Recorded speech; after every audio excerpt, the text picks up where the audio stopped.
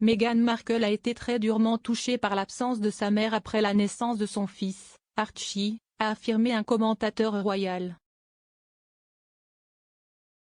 Meghan et son mari, le prince Harry, ont quitté la société pour une vie aux États-Unis il y a 2 ans. Ils vivent maintenant dans le quartier aisé de Montecito, en Californie, avec leurs 2 enfants, Archie Harrison Mountbatten-Windsor et Lilibet Diana Mountbatten-Windsor. Archie, qui est né au Royaume-Uni, n'est pas retourné dans son pays natal depuis la sortie des Sussex. Meghan et Harry ont démissionné de leurs fonctions de membres de la famille royale l'année suivant la naissance d'Archie. La famille de 3 personnes vivait à Frogmore Cottage tandis que les Sussex étaient des membres de la famille royale travaillant à plein temps. Avant la naissance d'Archie, la mère de Meghan, Doria Raglan, s'est envolée pour le Royaume-Uni pour aider les premiers futurs parents. Doria est restée sur le domaine Frogmore pendant 2 semaines après la naissance d'Archie et aurait joué un rôle crucial en aidant Meghan et Harry à s'adapter à la parentalité. Un commentateur royal a affirmé que Meghan avait été très durement touchée lorsque Doria est revenue à Los Angeles. Ashley Pearson a déclaré au documentaire de Channel 5 de 2022 Harry et Meghan vs The Monarchy, Doria était très favorable, mais, bien sûr, elle a dû rentrer chez elle, donc je pense que l'absence de Doria aurait très durement frappé Meghan.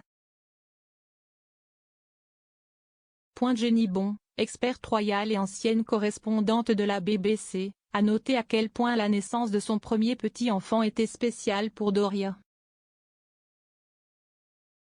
La naissance d'Archie a été tout un moment pour la famille Markle, certainement. Mais pour Doria, cela a dû vraiment résonner en elle. Elle était ici, donc elle faisait vraiment partie de cette nouvelle petite famille. Doria était indispensable à Meghan lorsqu'elle a donné naissance à son premier enfant en mai 2019. On dit que Meghan s'est sentie incomprise et piégée après le départ de Doria. La commentatrice royale, Emily Andrews, a déclaré au documentaire « Je pense qu'elle s'est sentie très incomprise et qu'elle s'est sentie piégée, et elle a donc décidé de faire quelque chose à ce sujet. » Plus tard cette année-là, les Sussex ont passé 6 semaines au Canada, de fin novembre à début janvier, pour une longue pause de Noël après leur tournée en Afrique. Peu de temps après leur rupture, le couple a annoncé qu'il se retirait en tant que membre senior de la famille royale. Ils vivaient initialement tranquillement au Canada, mais ont déménagé en Californie en mars 2020. Maintenant que Meghan et Harry vivent à Montecito, ils sont beaucoup plus proches de Doria, qui vit à View Park Windsor Hills, en Californie, à 1h30 de route du domicile des Sussex. On imagine que Doria était sur place avec la même aide et les mêmes conseils indispensables en juin de l'année dernière, lorsque Lilibet est née. Il est entendu qu'Archie et Lilibet n'ont pas de nounou, mais Meghan et Harry s'occupent eux-mêmes de leurs enfants, avec l'aide de Doria. Meghan apprécie apparemment le rôle que jouent les grands-parents dans l'éducation de leurs petits-enfants.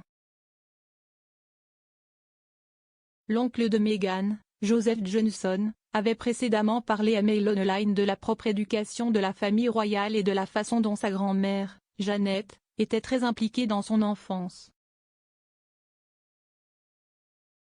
Joseph a révélé, Doria et ma mère vivaient juste au coin de la rue l'une de l'autre à Los Angeles, alors Janet a joué un grand rôle dans la prise en charge de Meghan. Il a ajouté à propos de Doria, je pense qu'elle sera une arrière-grand-mère si elle aide à élever cet enfant comme Meghan a été élevée.